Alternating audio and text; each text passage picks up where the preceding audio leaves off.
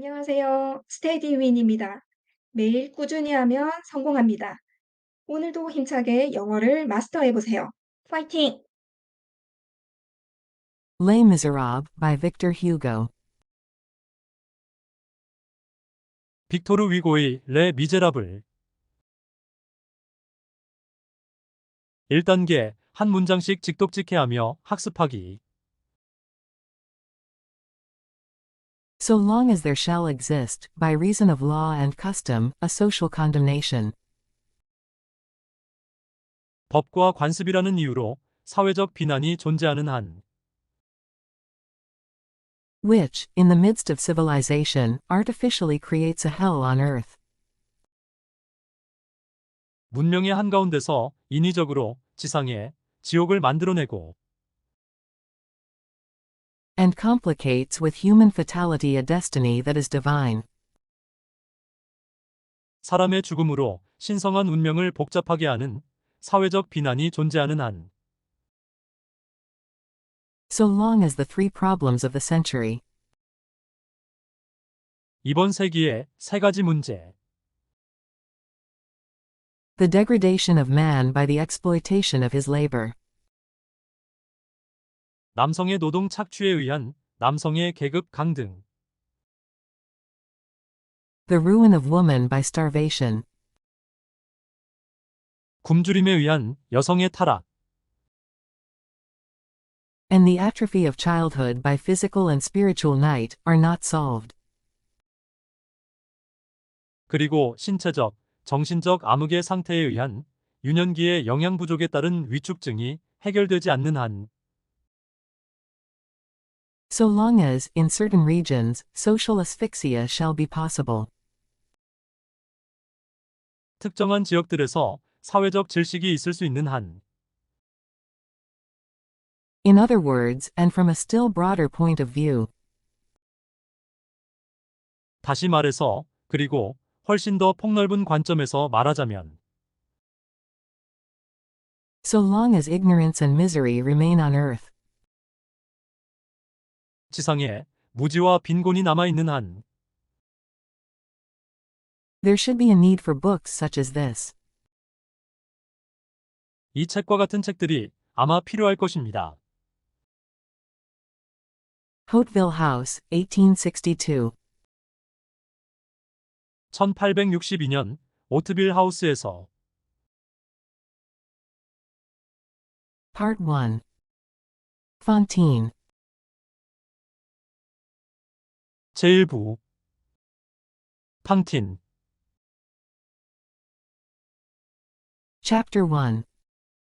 An Upright Man. 제1장 올바른 사람 Number 1. Monsieur Muriel. 1. 미리엘 씨 In 1815, Monsieur Charles François Bienvenu Muriel was Bishop of Digne. 1815년 샤를 프랑스와 비행분이 미리엘 씨는 디뉴의 주교였습니다. He was then about 75. 그는 당시 약 75세였으며 And had presided over the Diocese of Digne since 1806. 1806년 이래 디뉴 교구를 주재했습니다. Although it in no way concerns our story, 비록 우리의 이야기와는 전혀 관련이 없을지라도 it might be worthwhile, if only for the sake of accuracy, 오직 정확성을 위해서라면 가치가 있을 수도 있습니다. to mention the rumors and gossip about him that were making the rounds. 떠돌고 있었던 그에 대한 소문과 험담을 언급하는 것이 When he first came to the diocese, 그가 처음 디뉴 교구에 왔을 때 whether true or false, 사실이든 거짓이든 What is said about men often has as much influence on their lives. 사람들에 관해 말해지는 것은 종종 그들의 삶에 많은 영향을 미칩니다. And particularly on their destinies, as what they do. 특히 그들의 운명에 많은 영향을 미칩니다. 그들이 하는 행위만큼. Monsieur Muriel was the son of a judge of the Superior Court of Aix. 미리엘 씨는 엑스고등법원 판사의 아들이었습니다. With the rank acquired by many in the legal profession. 법조계에서 많은 사람들이 획득하는 높은 지위를 가진. It was said that his father, expecting him to inherit his position, 전해졌습니다. 그의 아버지는 아들이 자신의 지위를 물려받기를 기대하면서 had arranged a marriage for the son, at the early age of 18 or 20. 18살이나 20살에 이른 나이의 아들을 위해 결혼을 주선했다고. Following the custom among these privileged families. 이 특권을 가진 가문들 사이에 있는 관습에 따라 Despite his marriage, Charles Muriel had attracted a great deal of attention. 샤를 미리엘은 결혼했음에도 불구하고 많은 관심을 끌었습니다. Handsome, though not very tall, he was elegant, graceful, and witty. 비록 키가 매우 크지는 않았지만 잘생긴 미리엘 씨는 우아하고 품위 있고 재치 있었습니다. His early years had been devoted to worldly pleasures. 미리엘 씨의 젊은 시절은 세속적인 쾌락에 빠져 보내졌습니다. With the revolution, events moved quickly. 프랑스 혁명과 함께 사건들은 빠르게 진행되었습니다. Hunted down, decimated, or forced into exile, these families were soon dispersed. 끝까지 추적당하거나 떼죽음을 당하거나 강제로 추방당한 이 특권을 가진 가문의 집안 사람들은 곧 흩어지게 되었습니다. At the first outbreak of the revolution, Monsieur Charles Muriel emigrated to Italy. 프랑스 혁명이 처음 일어났을 때 샤를 미리엘 씨는 이탈리아로 이주했습니다. After a protracted illness, his wife ultimately died there of a lung disease. 오래 계속된 질병을 앓은 후에 미리엘 씨의 아내는 결국 폐병으로 그곳에서 사망했습니다. They had no children. 그들에게는 자녀가 없었습니다. What happened next to Monsieur Muriel? 미리엘 씨 바로 옆에서 무슨 일이 생겼던 것일까요? The collapse of the old French society, the downfall of his own family. 옛 프랑스 사회의 붕괴, 자기 집안의 몰락. The tragic scenes of 1793, still more terrifying perhaps to the exiles. 아마도 망명자들을 훨씬 더 몹시 무섭게 하는 1793년의 비극적인 광경들. Who witnessed them from afar, magnified by horror. 아주 멀리서 그것들을 목격했던 망명자들에게 공포심에 의해서 크게 보였던 1793년의 비극적인 광경들. Did these inspire him with thoughts of renunciation and solitude? 이러한 것들이 미리엘 씨에게 포기와 고독에 대한 생각들을 불러일으켰던 것일까요? In the midst of the flirtations and diversions that consumed his life at that time. 그 당시 그의 삶을 다 써버렸던 장난삼아 잠깐 하는 연애와 기분 전환용 오락을 한창 즐기던 중에 Was he suddenly overcome by one of those mysterious inner blows? 미리엘 씨는 그 불가사의한 내면의 타격들 중 하나에 의해서 갑자기 압도당했던 것일까요? That sometimes strike the heart of the man. 그 남자의 마음을 때때로 가격하는 타격들 중 하나에 의해서 Who could not be shaken by public disasters of his life and fortune? 그의 삶과 재산에 불어닥친 국가의 재난에 의해서 흔들린 적도 없었던 그 남자의 마음을 Who could say? 누가 뭐라고 말할 수 있을까요? We do know that, when he returned from Italy, he was a priest. 우리는 정말로 미리엘 씨가 이탈리아에서 돌아왔을 때 그가 사제가 되어 있었다는 것만 알 뿐입니다. In 1804, Monsieur Muriel was curé of Brinoles. 1804년 미리엘 씨는 브리뇰의 주임 사제였습니다. He was already an old man, and living in deep seclusion. 미리엘 씨는 이미 노인이 되어 잡념 없이 은둔 생활을 하고 있었습니다. About the time of Napoleon's coronation, 나폴레옹 황제의 대관식이 있던 무렵에 some trifling business of his parish, no one remembers precisely what it was.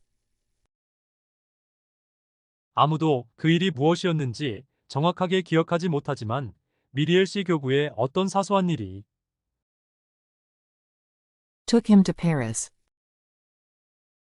미리엘 씨를 파리에 가게 했습니다. Among other influential people, he went to see Cardinal Fesch. 미리엘 씨는 다른 영향력 있는 사람들 중에서도 페슈 추기경을 만나러 갔습니다. On behalf of his parishioners, 자신의 교구 사람들을 위하여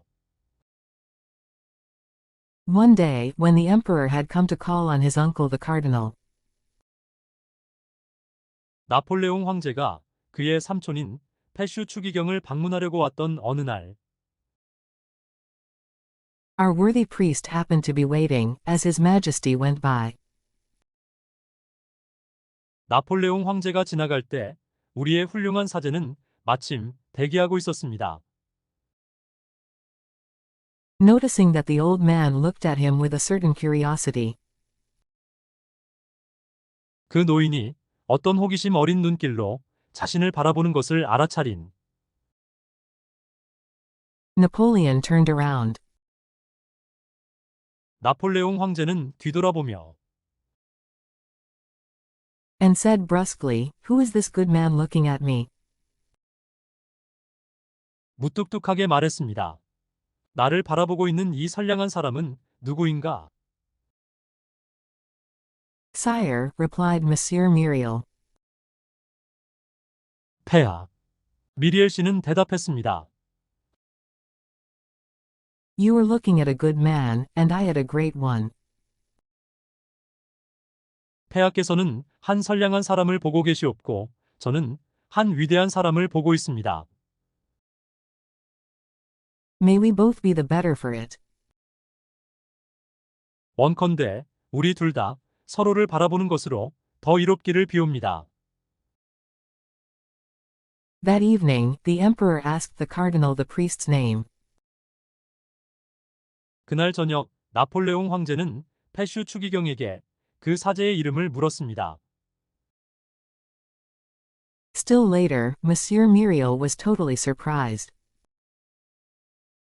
한참 지난 후에 미리엘 씨는 아주 깜짝 놀랐습니다.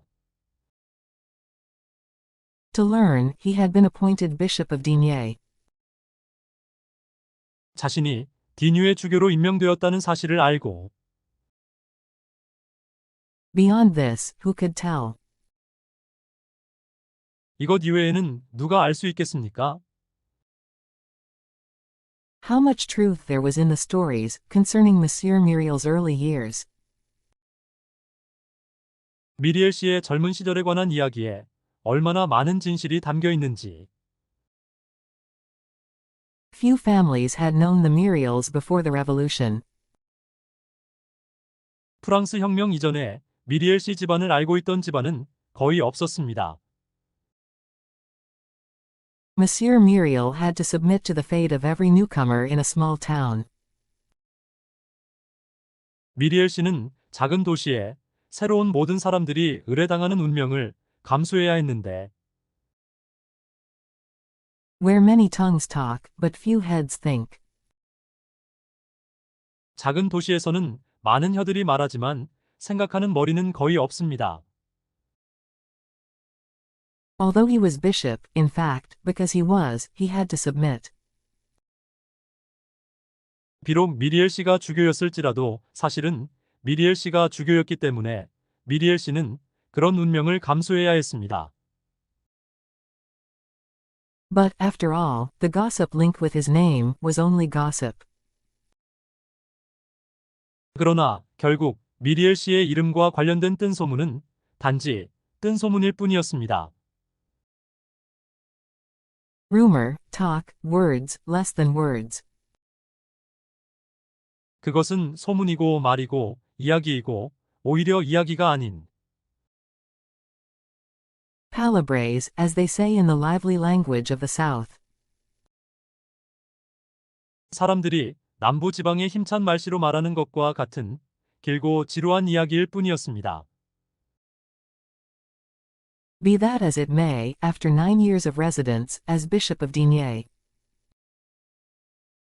그러함에도 불구하고 디뉴의 주교로 9년간의 거주 후에는 all these tales, 이 모든 이야기들은 which are initially engrossing to small towns and petty people, 처음에 작은 도시들과 속이 좁은 사람들을 몰두하게 만든 이 모든 이야기들은 were entirely forgotten. 완전히 잊혀졌습니다. Nobody would have dared to speak of them, or even remember them. 아무도 감히 그 이야기들에 대해 말하거나 기억하려고도 하지 않았습니다. When Monsieur Muriel came to Digne, 미리엘 씨가 디뉴에 왔을 때 he was accompanied by an old unmarried lady, Mademoiselle Baptistine. 그는 나이 많은 미혼의 여성인 바티스틴 양과 함께 왔습니다. His sister, 10 years younger than himself. 자신보다 10살 어린 그의 여동생인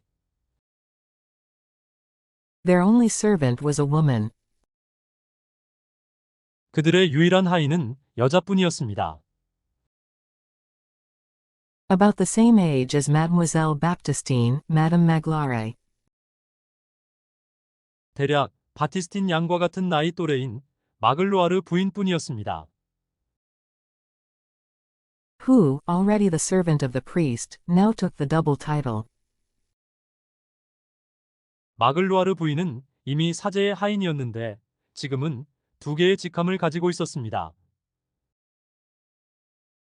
Of Mademoiselle's maid and the bishop's housekeeper. 바티스틴 아가씨의 하녀이자 주교의 가정부라는 두 개의 직함을 Tall and thin, Mademoiselle Baptistine was a pale and gentle person. 키가 크고 마른 바티스틴 양은 창백하고 온화한 사람이었습니다. She was the incarnation of the word, respectable. 바티스틴 양은 존경할 만한 이라는 단어의 화신이었습니다. Whereas to be venerable, a woman should also be a mother. 왜냐하면 덕망 있기 위해서 여자는 어머니이기도 해야 하기 때문입니다. She had never been pretty. 바티스틴 양은 결코 예쁜 적이 없었습니다. Her whole life, which had been a succession of pious works, 일련의 경건한 행위였던 그녀의 전 생애는 had finally cloaked her in a kind of transparent whiteness. 마침내 그녀를 일종의 빛나는 순백으로 뒤덮었고 And in growing old, she had acquired the beauty of goodness. 늙어감에 따라 그녀는 선함의 아름다움을 얻었습니다. What had been thinness in her youth was in her maturity a transparency. 바티스틴 양의 젊은 시절의 여인 모습은 나이가 지긋해지자 투명한 모습이 되었고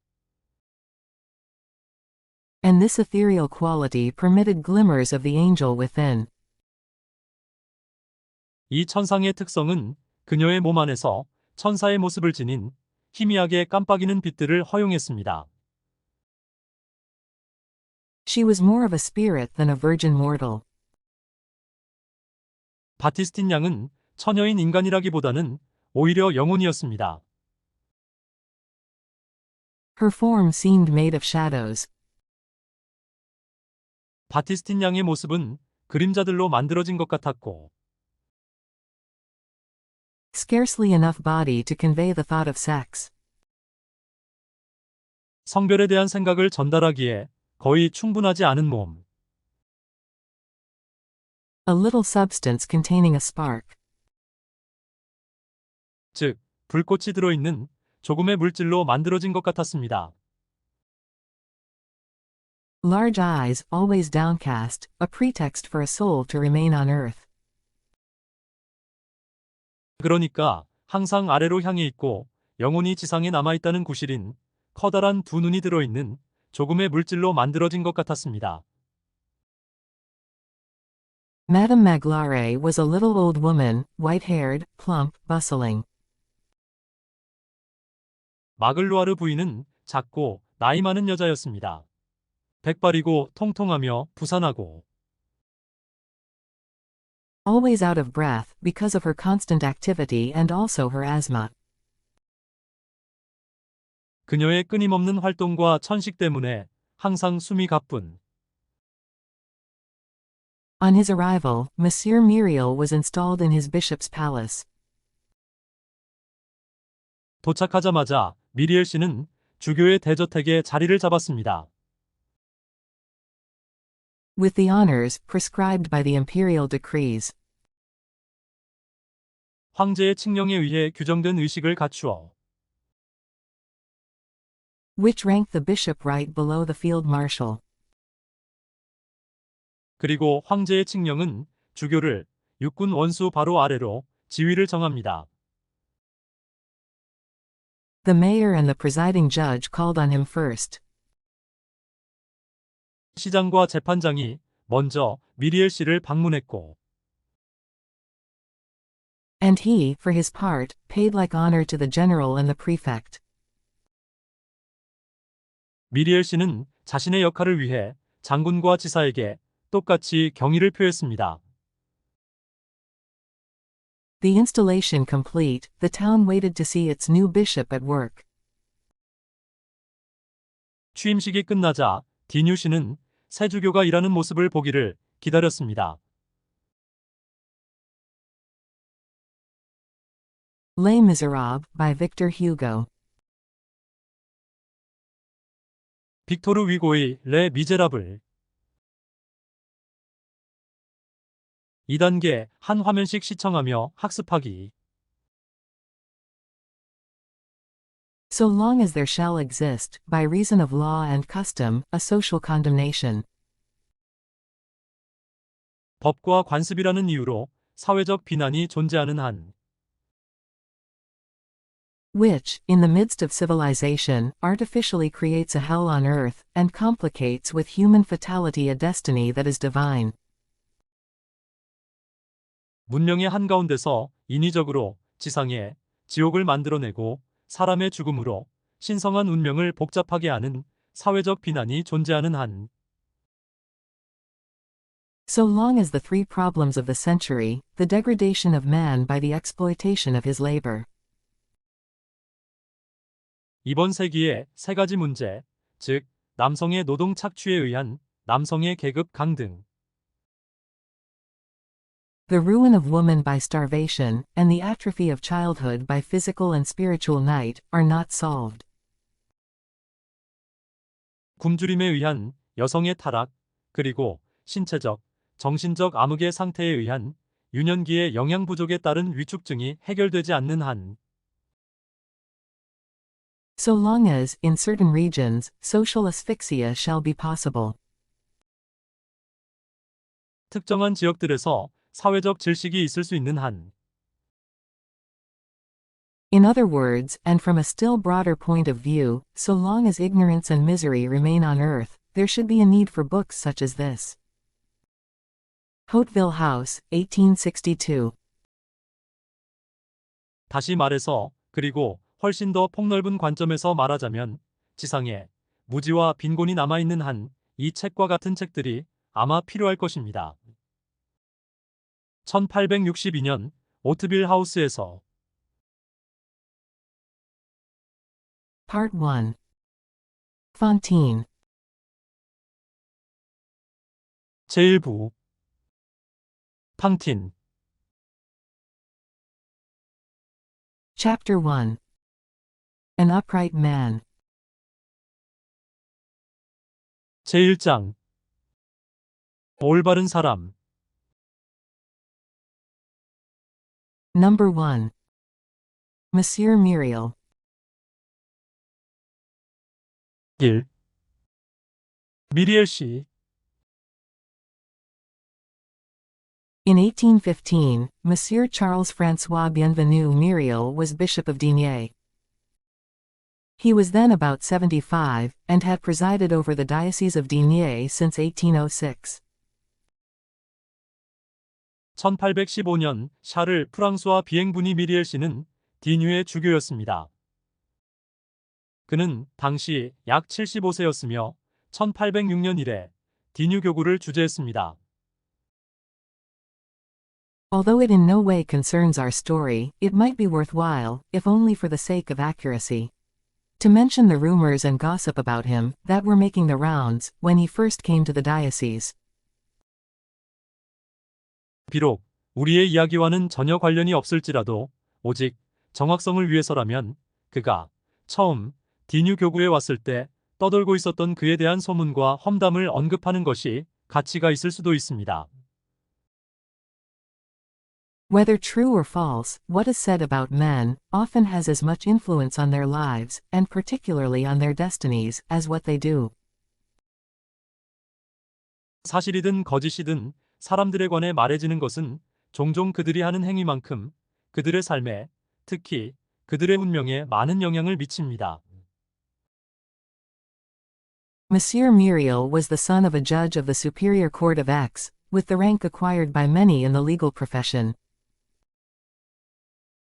미리엘 씨는 법조계에서 많은 사람들이 획득하는 높은 지위를 가진 엑스고등법원 판사의 아들이었습니다.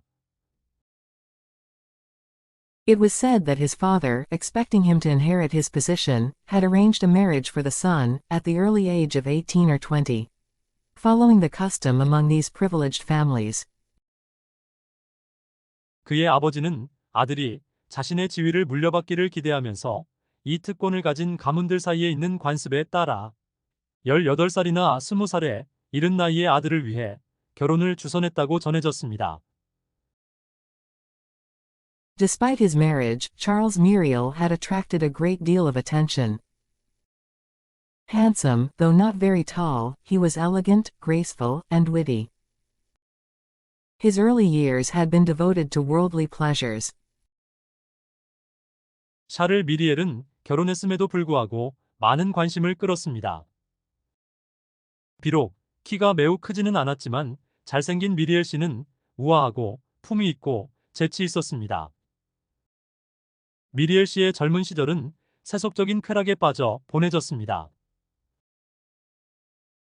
With the revolution, events moved quickly. Hunted down, decimated, or forced into exile, these families were soon dispersed. At the first outbreak of the revolution, Monsieur Charles Muriel emigrated to Italy. 프랑스 혁명과 함께 사건들은 빠르게 진행되었습니다. 끝까지 추적당하거나 떼죽음을 당하거나 강제로 추방당한 이 특권을 가진 가문의 집안 사람들은 곧 흩어지게 되었습니다. 프랑스 혁명이 처음 일어났을 때 샤를 미리엘 씨는 이탈리아로 이주했습니다. After a protracted illness, his wife ultimately died there of a lung disease. They had no children. What happened next to Monsieur Muriel? 오래 계속된 질병을 앓은 후에 미리엘 씨의 아내는 결국 폐병으로 그곳에서 사망했습니다. 그들에게는 자녀가 없었습니다. 미리엘 씨 바로 옆에서 무슨 일이 생겼던 것일까요? The collapse of the old French society, the downfall of his own family.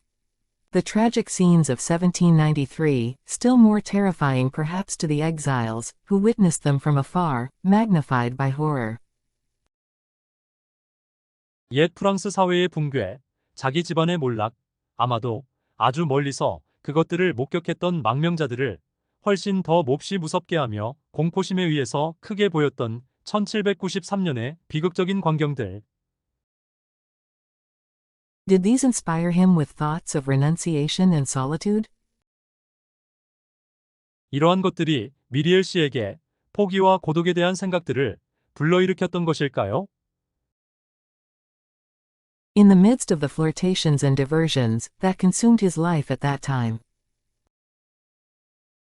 그 당시 그의 삶을 다 써버렸던 장난삼아 잠깐 하는 연애와 기분 전환용 오락을 한창 즐기던 중에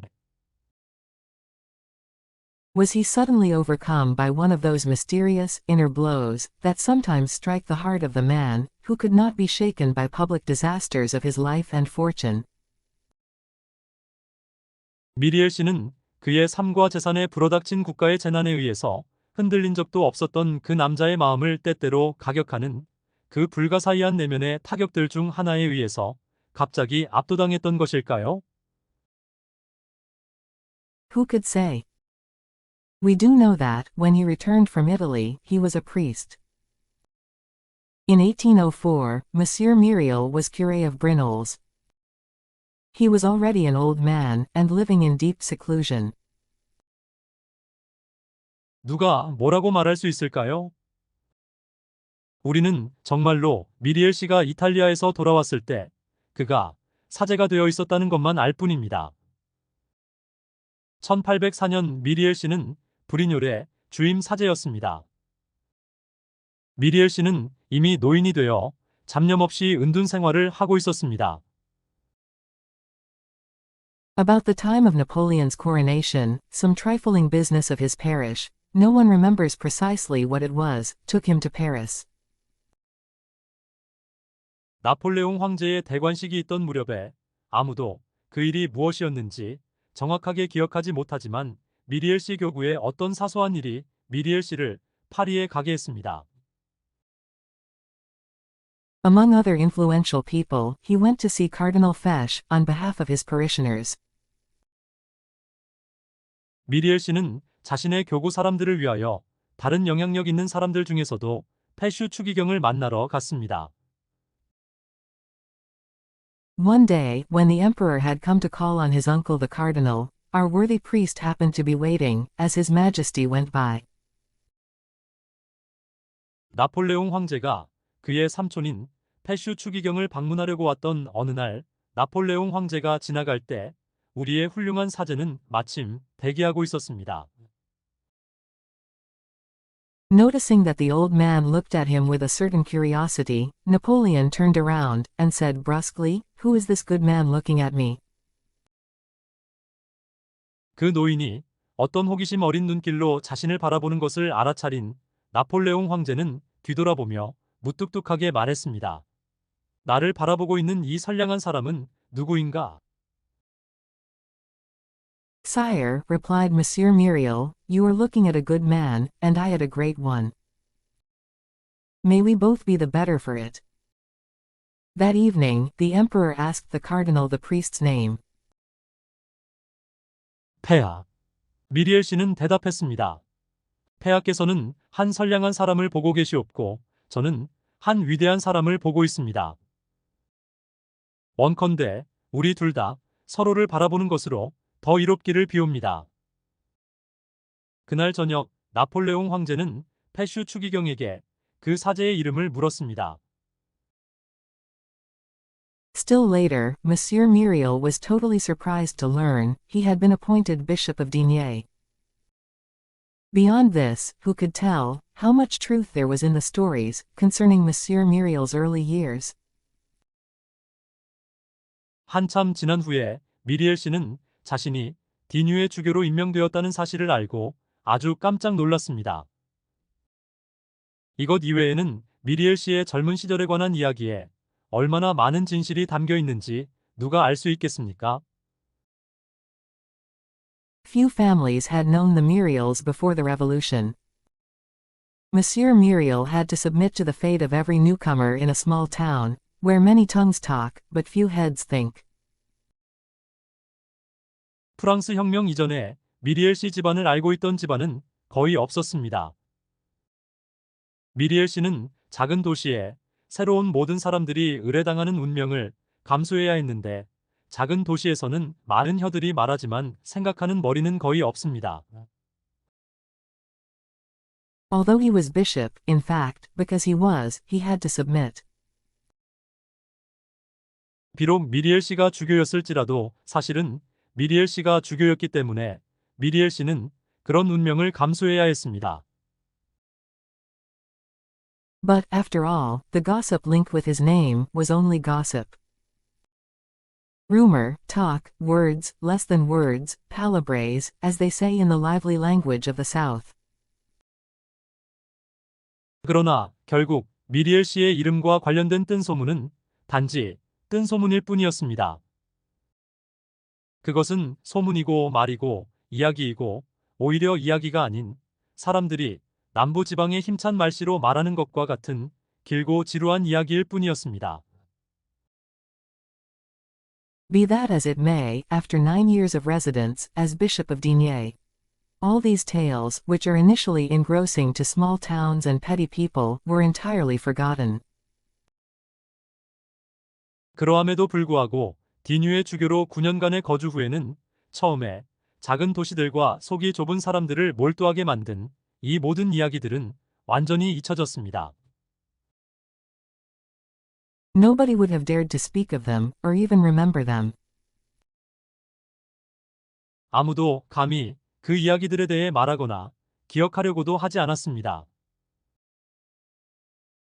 When Monsieur Muriel came to Digne, he was accompanied by an old unmarried lady, Mademoiselle Baptistine, his sister, 10 years younger than himself.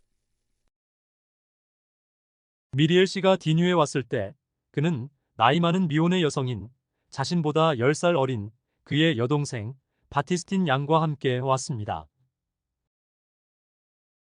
Their only servant was a woman, about the same age as Mademoiselle Baptistine, Madame Magloire. 그들의 유일한 하인은 대략 바티스틴 양과 같은 나이 또래의 여자인 마글로아르 부인뿐이었습니다. Who, already the servant of the priest, now took the double title of Mademoiselle's maid, and the bishop's housekeeper. 마글로아르 부인은 이미 사제의 하인이었는데 지금은 바티스틴 아가씨의 하녀이자 주교의 가정부라는 두 개의 직함을 가지고 있었습니다. Tall and thin, Mademoiselle Baptistine was a pale and gentle person. She was the incarnation of the word, respectable, whereas to be, venerable, a woman should also be a mother. 키가 크고 마른 바티스틴 양은 창백하고 온화한 사람이었습니다. 바티스틴 양은 존경할 만한 이라는 단어의 화신이었습니다. 왜냐하면 덕망 있기 위해서 여자는 어머니이기도 해야 하기 때문입니다. She had never been pretty. Her whole life, which had been a succession of pious works, had finally cloaked her in a kind of transparent whiteness. And in growing old, she had acquired the beauty of goodness. 바티스틴 양은 결코 예쁜 적이 없었습니다. 일련의 경건한 행위였던 그녀의 전 생애는 마침내 그녀를 일종의 빛나는 순백으로 뒤덮었고 늙어감에 따라 그녀는 선함의 아름다움을 얻었습니다. What had been thinness in her youth was in her maturity a transparency, and this ethereal quality permitted glimmers of the angel within. She was more of a spirit than a virgin mortal. 바티스틴 양의 젊은 시절의 여인 모습은 나이가 지긋해지자 투명한 모습이 되었고, 이 천상의 특성은 그녀의 몸 안에서 천사의 모습을 지닌 희미하게 깜빡이는 빛들을 허용했습니다. 바티스틴 양은 처녀인 인간이라기보다는 오히려 영혼이었습니다. Her form seemed made of shadows, scarcely enough body to convey the thought of sex. 바티스틴 양의 모습은 그림자들로 만들어진 것 같았고, 성별에 대한 생각을 전달하기에 거의 충분하지 않은 몸. A little substance containing a spark, large eyes, always downcast, a pretext for a soul to remain on earth.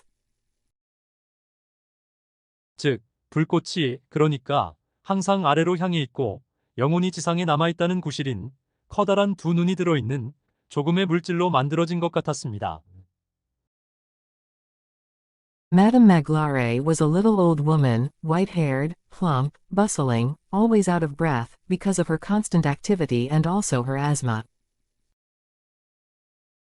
마글루아르 부인은 백발이고 통통하며 부산하고 그녀의 끊임없는 활동과 천식 때문에 항상 숨이 가쁜, 작고 나이 많은 여자였습니다.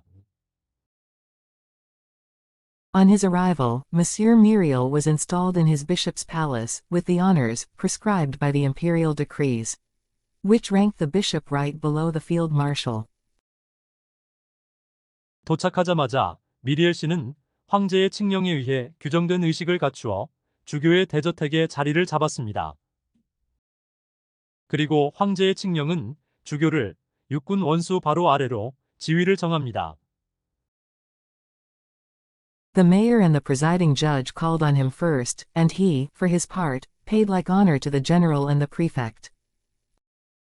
The installation complete, the town waited to see its new bishop at work.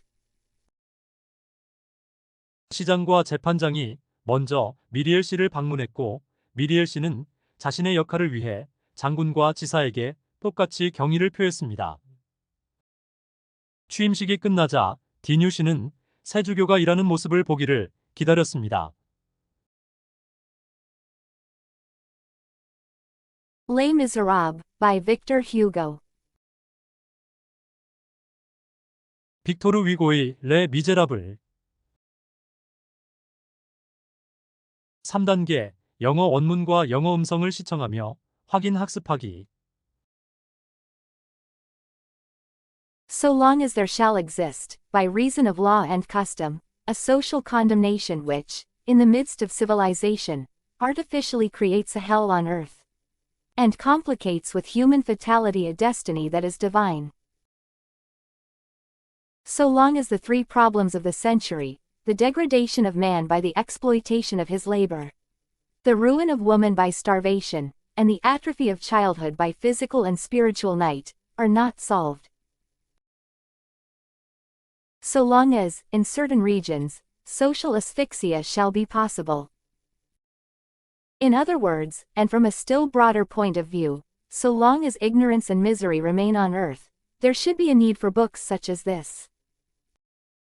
Hopeville House, 1862. Part 1. Fontaine. 제1부 팡틴. Chapter 1.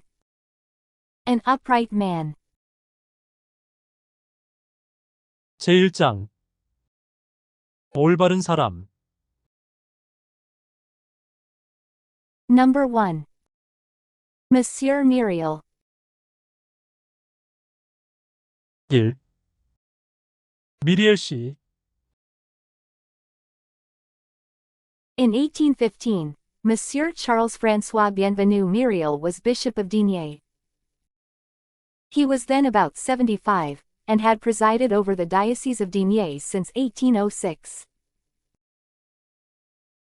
Although it in no way concerns our story, it might be worthwhile, if only for the sake of accuracy, to mention the rumors and gossip about him that were making the rounds when he first came to the diocese. Whether true or false, what is said about men often has as much influence on their lives, and particularly on their destinies, as what they do. Monsieur Myriel was the son of a judge of the Superior Court of Aix, with the rank acquired by many in the legal profession. It was said that his father, expecting him to inherit his position, had arranged a marriage for the son, at the early age of 18 or 20, following the custom among these privileged families. Despite his marriage, Charles Myriel had attracted a great deal of attention. Handsome, though not very tall, he was elegant, graceful, and witty. His early years had been devoted to worldly pleasures. With the Revolution, events moved quickly. Hunted down, decimated, or forced into exile, these families were soon dispersed. At the first outbreak of the Revolution, Monsieur Charles Myriel emigrated to Italy. After a protracted illness, his wife ultimately died there of a lung disease. They had no children. What happened next to Monsieur Myriel? The collapse of the old French society, the downfall of his own family. The tragic scenes of 1793, still more terrifying perhaps to the exiles, who witnessed them from afar, magnified by horror. Did these inspire him with thoughts of renunciation and solitude? In the midst of the flirtations and diversions that consumed his life at that time, was he suddenly overcome by one of those mysterious, inner blows that sometimes strike the heart of the man who could not be shaken by public disasters of his life and fortune? Who could say? We do know that, when he returned from Italy, he was a priest. In 1804, Monsieur Myriel was curé of Brignoles. He was already an old man, and living in deep seclusion. About the time of Napoleon's coronation, some trifling business of his parish, no one remembers precisely what it was, took him to Paris. Among other influential people, he went to see Cardinal Fesch, on behalf of his parishioners.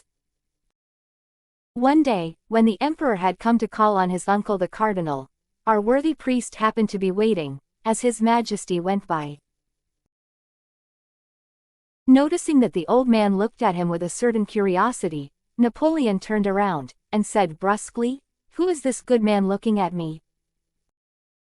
"Sire," replied Monsieur Myriel, "you are looking at a good man, and I at a great one.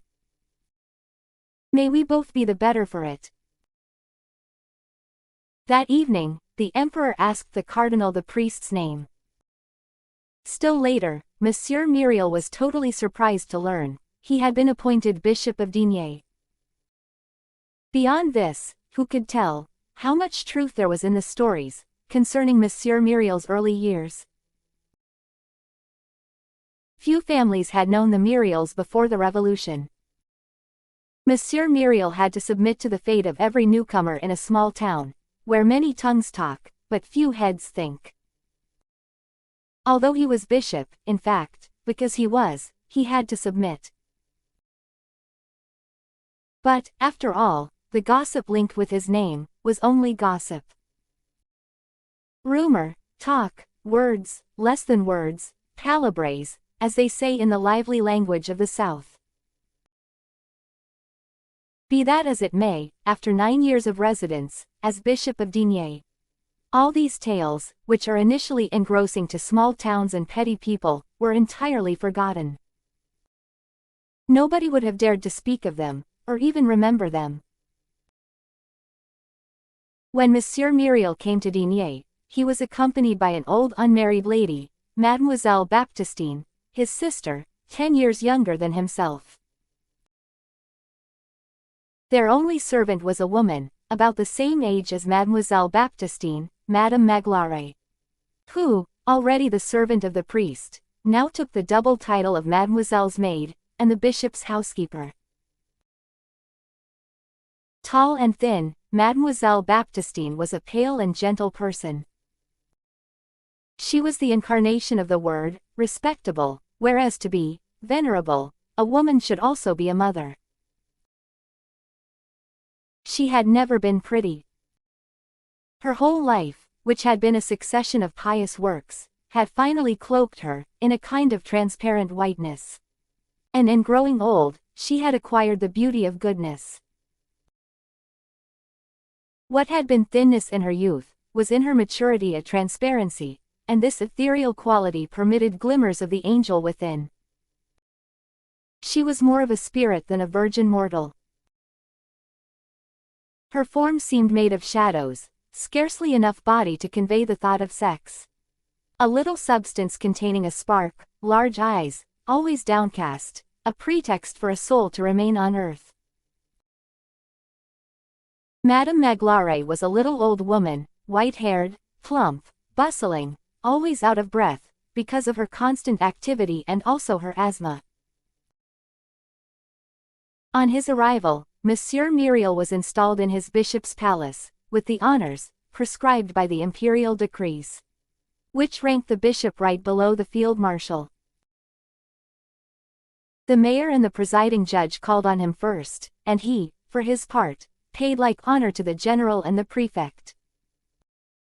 The installation complete, the town waited to see its new bishop at work. Les Miserables, by Victor Hugo. 빅토르 위고의 레 미제라블 4단계 영어 음성만을 들으며 확인 학습하기. So long as there shall exist, by reason of law and custom, a social condemnation which, in the midst of civilization, artificially creates a hell on earth, and complicates with human fatality a destiny that is divine. So long as the three problems of the century, the degradation of man by the exploitation of his labor, the ruin of woman by starvation, and the atrophy of childhood by physical and spiritual night, are not solved. So long as, in certain regions, social asphyxia shall be possible.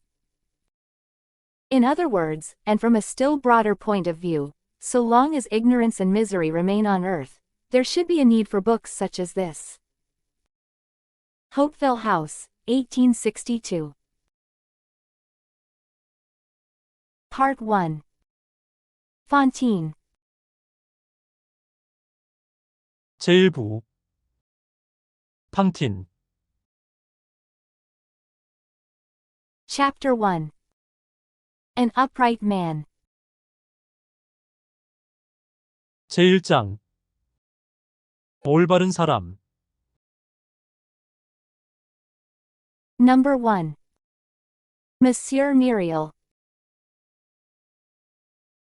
1. 미리엘 씨 In 1815, Monsieur Charles-François Bienvenu Myriel was Bishop of Digne. He was then about 75, and had presided over the Diocese of Digne since 1806. Although it in no way concerns our story, it might be worthwhile, if only for the sake of accuracy, to mention the rumors and gossip about him that were making the rounds when he first came to the diocese. Whether true or false, what is said about men often has as much influence on their lives, and particularly on their destinies, as what they do. Monsieur Myriel was the son of a judge of the Superior Court of Aix, with the rank acquired by many in the legal profession. It was said that his father, expecting him to inherit his position, had arranged a marriage for the son, at the early age of 18 or 20, following the custom among these privileged families. Despite his marriage, Charles Myriel had attracted a great deal of attention. Handsome, though not very tall, he was elegant, graceful, and witty. His early years had been devoted to worldly pleasures. With the revolution, events moved quickly. Hunted down, decimated, or forced into exile, these families were soon dispersed. At the first outbreak of the revolution, Monsieur Charles Myriel emigrated to Italy. After a protracted illness, his wife ultimately died there of a lung disease. They had no children. What happened next to Monsieur Myriel? The collapse of the old French society, the downfall of his own family. The tragic scenes of 1793, still more terrifying perhaps to the exiles, who witnessed them from afar, magnified by horror. Did these inspire him with thoughts of renunciation and solitude? In the midst of the flirtations and diversions that consumed his life at that time, was he suddenly overcome by one of those mysterious, inner blows that sometimes strike the heart of the man who could not be shaken by public disasters of his life and fortune? Who could say? We do know that, when he returned from Italy, he was a priest. In 1804, Monsieur Myriel was curé of Brignoles. He was already an old man, and living in deep seclusion. About the time of Napoleon's coronation, some trifling business of his parish, no one remembers precisely what it was, took him to Paris. Among other influential people, he went to see Cardinal Fesch, on behalf of his parishioners. One day, when the emperor had come to call on his uncle the cardinal, our worthy priest happened to be waiting, as his majesty went by. Noticing that the old man looked at him with a certain curiosity, Napoleon turned around, and said brusquely, "Who is this good man looking at me?" "Sire," replied Monsieur Myriel, "you are looking at a good man, and I at a great one. May we both be the better for it." That evening, the emperor asked the cardinal the priest's name. Still later, Monsieur Myriel was totally surprised to learn he had been appointed Bishop of Digne. Beyond this, who could tell how much truth there was in the stories concerning Monsieur Myriel's early years? Few families had known the Myriels before the revolution. Monsieur Myriel had to submit to the fate of every newcomer in a small town, where many tongues talk, but few heads think. Although he was bishop, in fact, because he had to submit. But, after all, the gossip linked with his name was only gossip. Rumor, talk, words, less than words, palabres, as they say in the lively language of the South. Be that as it may, after 9 years of residence, as Bishop of Digne, all these tales, which are initially engrossing to small towns and petty people, were entirely forgotten. Nobody would have dared to speak of them, or even remember them. When Monsieur Myriel came to Digne, he was accompanied by an old unmarried lady, Mademoiselle Baptistine, his sister, 10 years younger than himself. Their only servant was a woman, about the same age as Mademoiselle Baptistine, Madame Magloire, who, already the servant of the priest, now took the double title of Mademoiselle's maid, and the bishop's housekeeper. Tall and thin, Mademoiselle Baptistine was a pale and gentle person. She was the incarnation of the word, respectable, whereas to be venerable, a woman should also be a mother. She had never been pretty. Her whole life, which had been a succession of pious works, had finally cloaked her in a kind of transparent whiteness.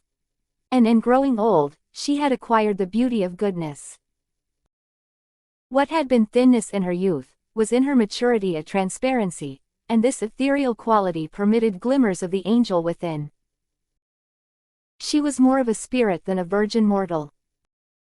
Her form seemed made of shadows, scarcely enough body to convey the thought of sex. A little substance containing a spark. Large eyes, always downcast, a pretext for a soul to remain on earth. Madame Magloire was a little old woman, white-haired, plump, bustling, always out of breath, because of her constant activity and also her asthma. On his arrival, Monsieur Muriel was installed in his bishop's palace, with the honors prescribed by the imperial decrees, which ranked the bishop right below the field marshal. The mayor and the presiding judge called on him first, and he, for his part, paid like honor to the general and the prefect. The installation complete, the town waited to see its new bishop at work.